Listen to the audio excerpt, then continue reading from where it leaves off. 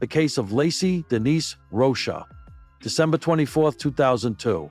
Laci Denise Rocha was born on May 4, 1975, in Modesto, California. She studied ornamental horticulture at California Polytechnic State University.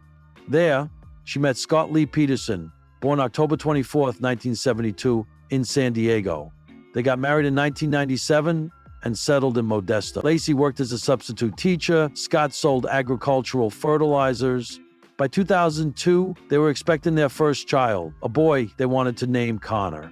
Laci was 8 months pregnant when she vanished on December 24th. She was 27, Scott was 30. They lived in a quiet neighborhood. To outsiders, they looked like a happy, normal couple. That morning, Scott said he went fishing in San Francisco Bay, about 90 miles away. Laci stayed home to prepare for Christmas, but when Scott came back, Laci was gone. Only their golden retriever, Mackenzie, was outside, walking alone with the leash still on. Scott called Laci's family. Police got involved quickly. People noticed Scott acted cold, distant. He didn't look like a husband desperate to find his pregnant wife. He also lied multiple times.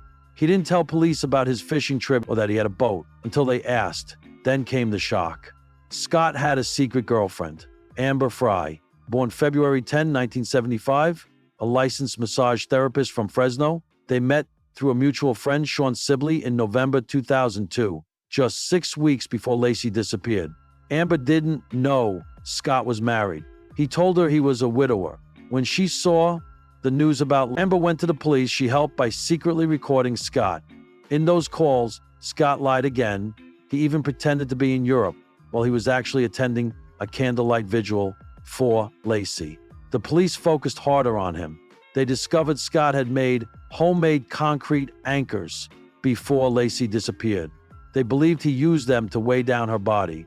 In April 2003, 4 months later, human remains were found right where Scott said he went fishing. It was Laci and her unborn son, Connor. Scott was arrested shortly after. He had dyed his hair, carried over $10,000, 0 cents in cash, had multiple cell phones, camping gear, passports, and maps.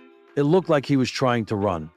His trial began in 2004. No DNA, no fingerprints, but plenty of suspicion. The jury saw a man who lied, cheated, stayed calm while the world searched for his pregnant wife. They found him guilty. He was sentenced to death. But in 2020, the sentence was overturned due to jury issues. In 2021, he was resentenced to life without parole. Scott, now 52, still says he's innocent. His lawyers claim burglars in the neighborhood might have kidnapped Laci. Even today, this case still haunts the U.S. So, what do you think?